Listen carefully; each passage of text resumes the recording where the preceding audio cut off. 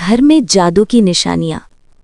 शहर के पुराने हिस्से में एक मकान था जिसे लोग नज़रअंदाज करके गुजर जाते थे।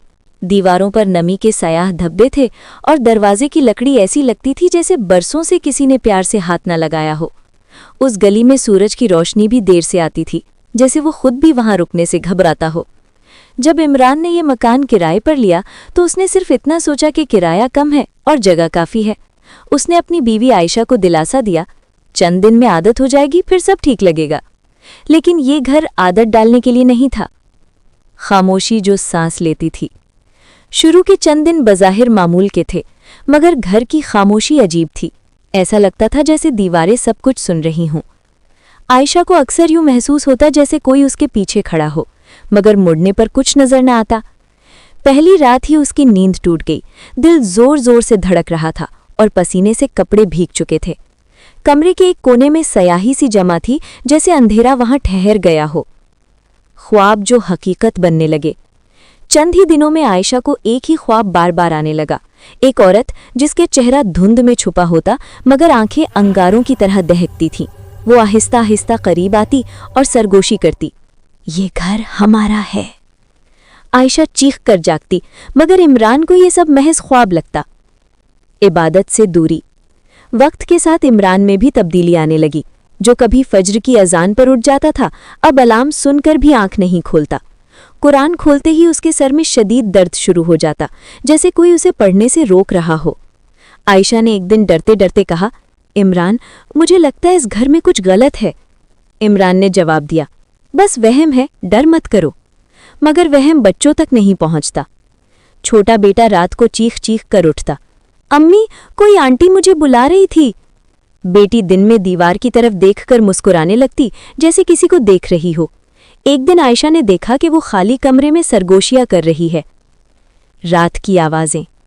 फिर आवाजें शुरू हो गईं। कभी छत पर आहिस्ता कदमों की चाप, कभी बावर्ची खाने में बर्तनों का बजना, कभी बच्चों के खिलौनों का खुद ब खुद चल पड़ना। एक रात इमरान ने बिल्कुल साफ सुना, नमाज छोड़ दो। उसके पूरे जिस्म में सर्द लहर दौड़ गई। आईने का राज। एक रात आयशा गुस्ल खाने में गई।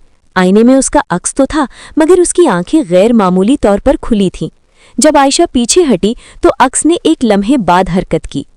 उस रात के बाद आयशा ने आईने के सामने रुकना छोड़ दिया। चीजें जो अपनी जगह न रहीं। घर में चीजें गायब होने लगीं, कपड़े, किताबें, हत्ता कि कुरान भी। फिर वही चीजें अचानक पलंग के नीचे या किसी कोने से मिल जाती। एक दिन आयशा ने बच्चों की किताबें खोली तो उनमें काले बाल, काली डोरियां और सुइयां निकलीं। उसके हाथ कांपने लगे। किचन के एक कोने में मिट्टी खोदने पर नमक, लीमू और बंधी हुई डोरियां मिली। रिश्तों में जहर। जैसे किसी ने घर की फिजा में नफरत घोल दी हो। मामूली बातों पर लड़ाइयां होने लगी। मोहब्बत जैसे किसी ने निचोड़ ली हो। बच्चे बार बार बीमार पड़ने लगे। पड़ोसी का इंकशाफ। इमरान ने एक बूढ़े पड़ोसी से बात की। वो आहिस्ता आवाज में बोला, इस घर में पहले भी लोग रहे हैं, कोई ज्यादा दिन नहीं ठहरा। एक औरत ने जाते वक्त कहा था कि उस पर हसद और दुश्मनी का जादू किया गया है। इमरान के दिल में खौफ बैठ गया। खौफनाक दरियाफ्त। एक दिन इमरान ने स्टोर रूम साफ करने का फैसला किया। पिछली दीवार खोखली लगी। ईंट हटाते ही एक खुफिया खाना खुल गया। अंदर था मिट्टी में लिपटा हुआ कपड़ा, उस पर बच्चों के नाम, काली सुइयां, जली हुई हड्डियां और एक कागज जिस पर कुरान के हुरूफ उल्टे लिखे थे। ये जादू था, मजबूत और खतरनाक। रूहानी जंग।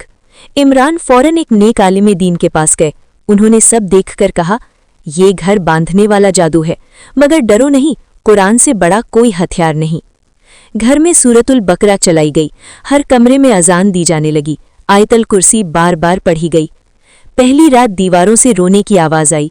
दूसरी रात पंखे तेज हो गए और दरवाजे जोर से बंद हुए। तीसरी रात बावर्ची खाने में बिना माचिस के आग भड़क उठी। जैसे ही सूरतुल बकरा मुकम्मल हुई, एक ऐसी चीख गूंजी जैसे किसी को जबरदस्ती निकाला जा रहा हो। सुकून की वापसी। अगली सुबह सूरज की रोशनी मुख्तलिफ थी। बच्चों के चेहरे पर मुस्कुराहट लौट आई। आयशा ने सुकून की सांस ली। इमरान ने कुरान खोला तो सर में दर्द न हुआ। आलिम ने कहा, अब घर महफूज है, मगर जिक्र जारी रखना।